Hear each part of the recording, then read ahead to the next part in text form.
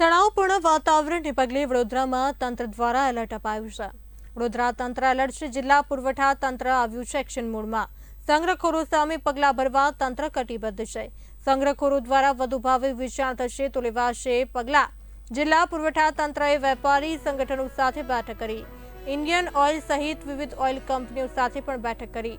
પરંતુ વર્તમાન પરિસ્થિતિને પહોંચી વળવા તમામ પ્રકારનો સ્ટોક પૂરતો છે। સમગ્ર મામલે જિલ્લા પુરવઠા અધિકારી ગીતા દેસાઈએ માહિતી આપી છે। પ્રવર્તમાન જે પરિસ્થિતિ છે એના અનુસંધાને કે કોઈ પણ વ્યક્તિ હોય, વેપારી હોય કે વેપારી સંગઠન કે હોલસેલર કે રિટેલર, કોઈ પણ વ્યક્તિ પ્રવર્તમાન પરિસ્થિતિમાં કોઈ પણ સંગ્રહખોરી, કોઈ પણ વસ્તુની, શાકભાજી હોય કે દૂધ હોય કે પેટ્રોલ, ડીઝલ, આવશ્યક જેટલી પણ ચીજ વસ્તુઓ છે તેનો કોઈ સંગ્રહ કરી શકશે નહીં। એના અનુસંધાને અમે જાહેરનામું પણ બહાર પાડવામાં આવેલું છે અને જો કોઈ વ્યક્તિ આવી રીતના ગેરકાયદેસર રીતે કોઈ વસ્તુઓનો, ચીજ વસ્તુઓનો સંગ્રહ કરશે તો તેના વિરુદ્ધ કાર્યવાહી પણ કરવામાં આવશે।